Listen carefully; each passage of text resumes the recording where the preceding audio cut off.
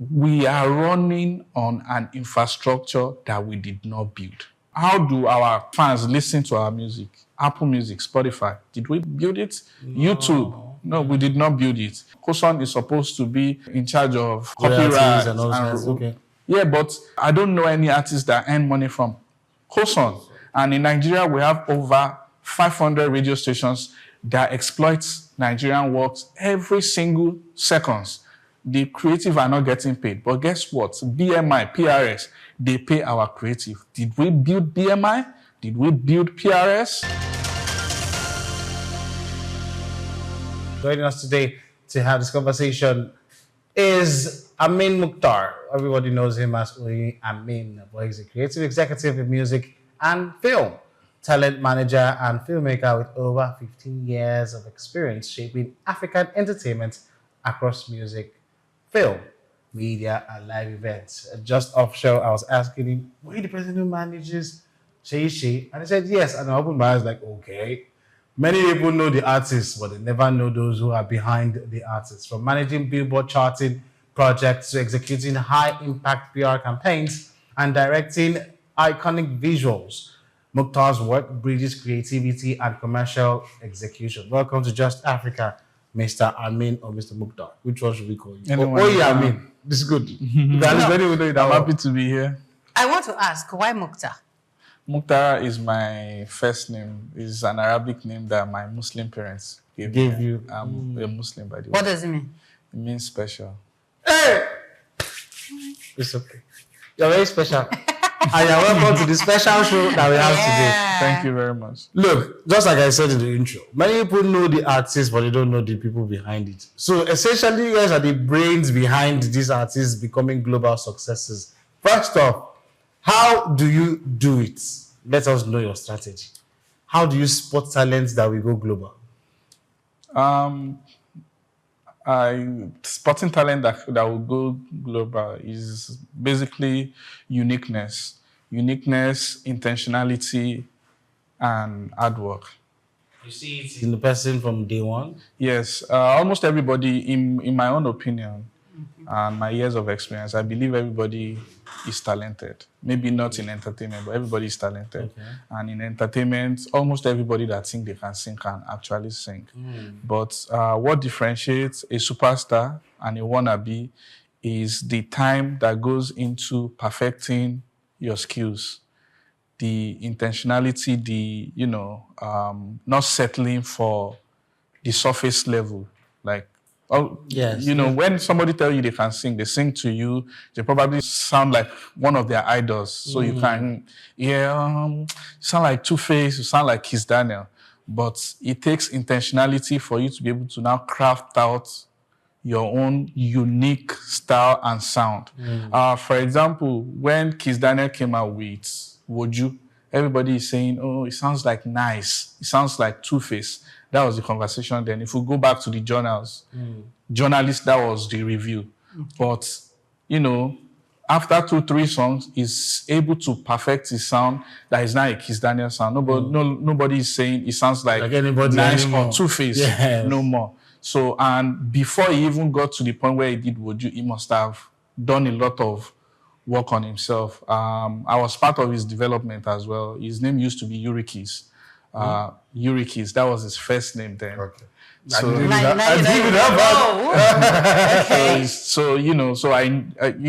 I saw the growth, how he kept working on himself, how he changed his name. So those are what you see, the intentionality, because a lot of these artists that get signed, if you go back to the backstory, they'll tell you, the people that work on them will tell you, oh, I've known him for 5 years, but we just started working last year. So that means you continue to see growth in the person, like, okay, he's not where he used to be.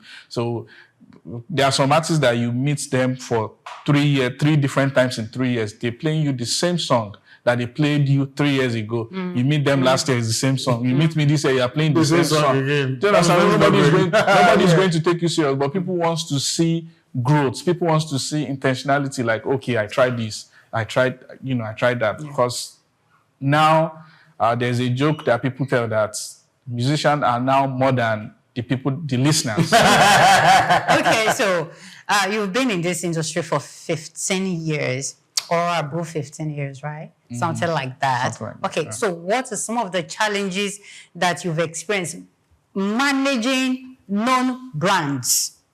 Not just young and coming now. Known Known artists, brands, yeah. known artists that are there. Their faces are there. Of course, your face may not be there, but their faces are there. What are some of the challenges you have managing them? You mean right now at the beginning?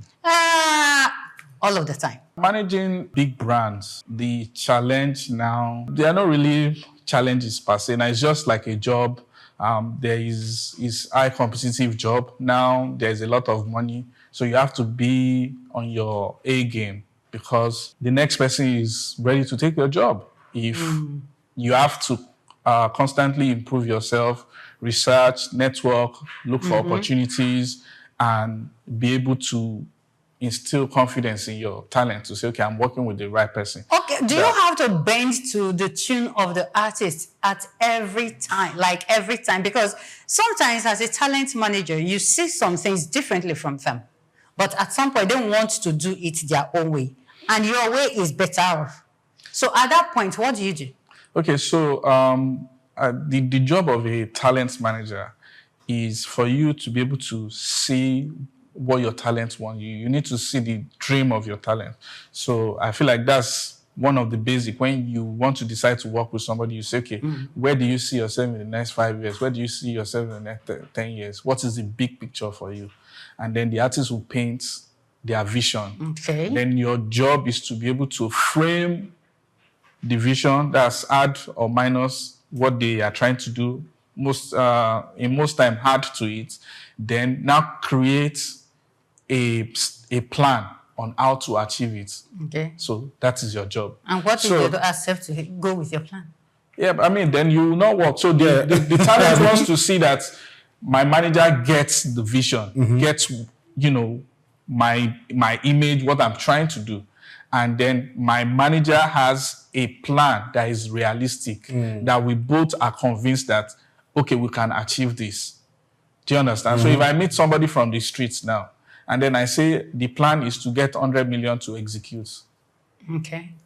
he will look at me like, where are we going to find it? Yes. But if I say, okay, we'll look for 500,000 or 1 million, it's still a lot of money to Yeah. come by, Yes, but at it least is. it's not scary like 100 million. Yes. Then we'll now find a way on, okay, so how do we get to this 1 million? Like that, we can now say, oh, we do these shows like this, we do this one, we'll be able to. So your job is to be able to convince the talent that Okay. we are going to Z. But before we get to Z, this is how we navigate A, B, C, D. yes. And then both of you needs to agree that, okay, this is realistic, and then you follow through. Then you, as a talent manager, you need to be aware that somebody might come along that will show your talent an easier or faster way to get to where they are going to. Okay. So you have to be on your A game to make sure that at every time you have, the best strategy, Yeah. so that would be the challenge because before now, there was a time when Two Faces manager, Efe Omerigbe, he has a company called Now Music. At the time, he was managing about 15 A-list artists, which is like about 75% of everybody in the industry. Yes, no. He was managing Two Face, Two Shots, Nigga Raw, Rugged Man, Mr. Cool. I can go on and on and on. So, but now, there are so many managers. Now Music is part of the people that, groomed a lot of managers from there. The management company broke. So there were so many road managers that now became executive that, now started growing. And then we have Storm Records that have groomed different managers. So my point is there are so many managers in the industry now that know their onions. They are really good, really talented. So you have to be the best that you can be for you to be able to, that will be the challenge for you to be able to keep your job as a talent manager. They say that we lack structures, as there's a structural gap in the African entertainment industry.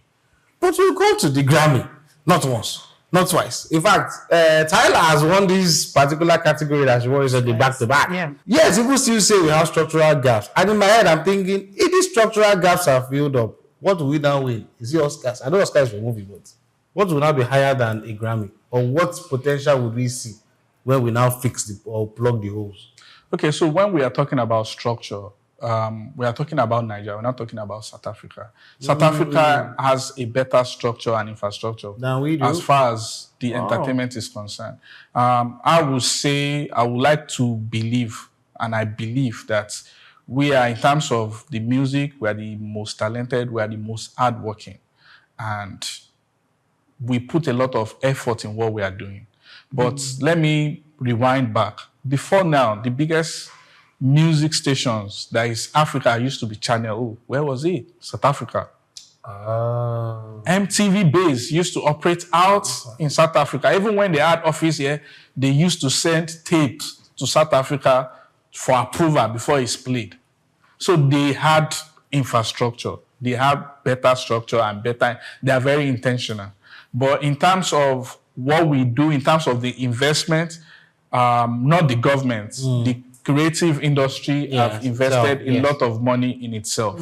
So that is what we have, and I believe we have the talent. And when it comes to African music on the global stage, I believe that we are contributing well about 60-70% in terms of the quality of the music that we make and how we collaborate with the rest of the world. Now, that being said, we are running on an infrastructure that we did not build. Actually. Okay. Now, how do our fans listen to our music? Apple Music, Spotify. Did we build it? No. YouTube. No, we did not build it. How do we had Koson. Koson is supposed to be in charge of copyright and all that. Okay. Yeah, but I don't know any artists that earn money from Koson. And in Nigeria, we have over 500 radio stations that exploit Nigerian works every single seconds. The creative are not getting paid. But guess what? BMI, PRS, they pay our creative. Did we build BMI? Did we build PRS? So if the media houses are not paying our creatives, whose fault is that? I'm not saying they are not paying. There is a collecting society, COSON. So they are not supposed, a media house is not supposed to pay the artists directly. They are supposed to pay the collecting society. And the collecting society is supposed to have an infrastructure that tells how many times my song is played around the country. When the checks come, they are able to divide it, every artist, and everybody is supposed to get a check. But I'm not saying they are not paying checks, but I don't know anybody that is getting check. Wait, Mr. Ameen has brought this. I could have just ask you. There's this argument that I've been in the industry. Thank God I played in that industry for a while. That artists tend to always demand that they get paid each time their songs are played on radio. And the radio will tell you, we are helping you to broadcast your music. So why would we pay you for it? There's a legal framework everywhere in the world. In fact, as creative, we used to do something.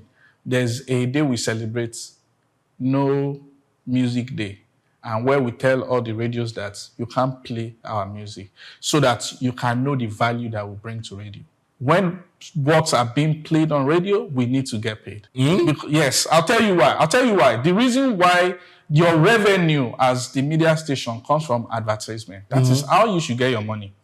So why do people tune to any media? It's for entertainment. It's either you're playing movie, you have an interesting program, or you play music.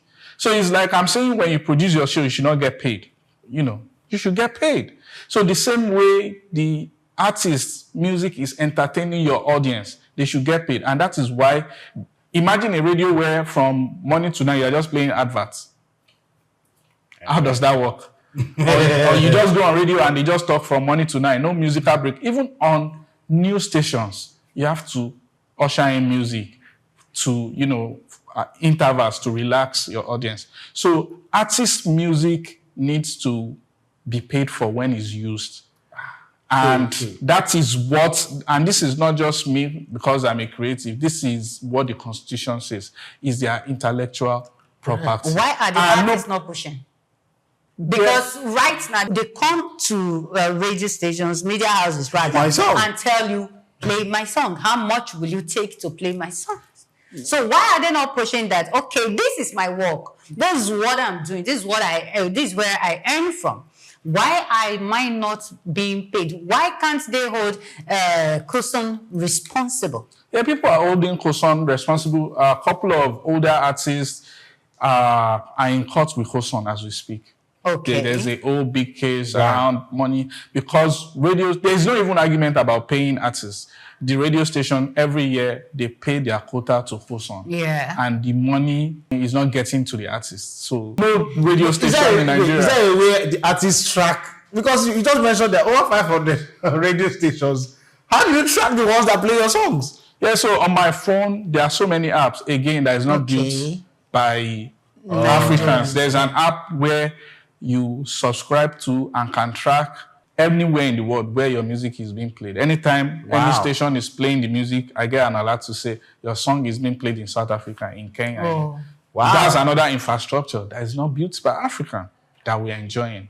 So, and everybody is just happy that they are getting by, but we are losing a lot of money. Yeah, exactly. So because, for example, all the American apps that we use, Spotify, Apple Music, Deezer, and the rest, once it's time for the artist to get their revenue, the American Constitution says you have to pay tax, right? So because you are not an American citizen, so they just summarize it, 30% withholding tax. So meaning if I make 1 million, 300K, probably just go to America to fund their own system because the solution that generates the money for you is built by an American. There's the money. So for every Lamborghini, for every Ferrari that a Burna Boy or a Rema is buying, so imagine that the government could have gotten that 30% to buy ambulance or to put anti-snake venom in a general hospital. Okay, so what do we need? What do we need? What do we have to do not to lose the money we are losing right now? What we need to do is, one, we need to build our own infrastructure. Okay. And we've seen industries in the world that have built their own infrastructure. For example, China. People that do business with China will tell you they don't even use WhatsApp because WhatsApp is also an American solution. Yeah. They have WeChat. Yes, they have WeChat. So they have their own infrastructure. They have their own streaming platforms. Yes. And so they build their own infrastructure. So it's possible. So now when we have our own infrastructure that is viable, our own platform and Apple Music, they have like a relationship to say, okay, give us American catalog that you have for the Nigerian app, and the Nigerian app will exchange, and then we can have a fair deal where they don't have to take 30% from our creative just because you are providing the solution. But we don't have that. And beyond that, we are not getting value for the work that we are putting in. So when we have 1 million streams, for example, by Nigerians, Nigerian creative gets 10% of what their counterparts get. To put in perspective, if Wizkid and Drake on 2 different songs have 1 million views on the same platform, Drake gets like $5,000, Wizkid gets like $500. Yes, because they will tell you, because the subscription is different. The subscription of Apple Music for American listeners is like $14. In Nigeria, it's like $1,400. If you convert to dollars, we are paying like $1. The people that are listening to Drake is paying like $10. But, and Apple Music overhead is in dollars. Their head office is in America. They pay American tax. They pay American minimum wage. So their overhead is... But if we have our own infrastructure, our artists will be able to earn better. Because I listened to the band about this topic, and he's saying we have 250 million people. America has 350 million people, and they've been able to use it to leverage the entertainment industry. Los Angeles economy, about 40% of it is as a result of their entertainment. And if they were a country as a state, they will be the 4th biggest economy in the world. And so if we build our own app, we'll be able to properly onboard Yeah. at least 200 million people on our app that will be able to, and will be able to fix a subscription that is affordable. Because even the 1,400 on Apple Music is too much for average Nigerians. Yes. So, but if you look at, for example, a subscription of 100 naira and you have 200 million people, Wow. it's a lot That's of a lot. money. Yes. And Yeah. then we'll be able to keep all of those money within our country. Exactly. And then we can now go to America and charge them premium. That if you want access to African content, entertainment. yeah. So those are what we mean by structure. So all the money that all of these artists are earning, I'm sure for if the money is coming from America, America is taking 30% withholding tax. That is how much money we are losing because we don't have structure. Time is not our friend. I'm so sorry, but we have to bring it again. I know if we're going to accommodate another virtual conversation, we would, because this is very, very. A lot of people need to know. Because look at most of the things you're even saying. I'm like, I'll just write down, like, are you serious? And we've been playing in this field that we didn't even know this much. But again, you've done film, you've done music, you've done video, you've done artist management. Only you won in this space of time. If you were given a chance to project for Africa, say, okay, like in another 10 years, where do you think the continent will be in terms of entertainment? In terms of entertainment, until we start owning it's already happening. Moabudu has an app where she's distributing her music, not only the educative videos, people can take courses on the app. So imagine Netflix, where you can also get courses that you can use to secure job. That's what she's doing. So she's tailoring solution that meets the demand of locals. So we need more people to go in that direction. Film One has an app too, it's called Cover, to distribute their music. They've been running cinemas for 10 years. So they have huge catalog of movies that is now on their app. So if we continue in that trajectory, we'll be able to properly stamp out piracy, generate more revenue for our creative, and overall get more money to fund the industry. The way I project it is that Africa is very, very rich with talent. So the same way that Hollywood and the American music has transformed the economy of LA, it can do that for us as a country. Because if you look at this country, there is Kannywood. They are extremely talented. In the north, they are doing their numbers. If you go to, in the east, they have the Nollywood in, I don't know if it's Owerri or they call it one particular name, where they make epic movies. Asaba. So, no. See, if you look at the budget of their production, it's so small. So imagine you put money into what they are doing. Even Moabudu started from Niger Delta too. She started from there, and she's become such an African powerhouse. So if you come to down south, Femi Adebayo just test run something, an experiment where he puts his movie only in Southwest cinemas, and it grossed about $500 million. So we have so much potential if only we can keep all of this money within our shores. Most of this money that we see are going out because when you look at all the executive producers of these movies, they are finances from foreign countries. They are not locally funded. So a lot of money is going out. We'll have this conversation again. We'll have this conversation again. But thank you so much, Mr. Ameen, for being a part of today's show, because his journey makes one thing that is very, very clear, that Africa's creative success is not accidental. It is built. You have to plan it. The structure needs to be there. The vision needs to be there. And of course, use strategy, storytelling, and intentional talent development. As African music and film continue to command the global attention, the real challenge lies in building systems that protect creativity. Thank you all so much for joining us on today's episode of Just Africa. I am Maybe. We'll come again tomorrow. Please do well to subscribe to all our YouTube channels and, of course, our social media platforms. Thank you so much. Have a great day.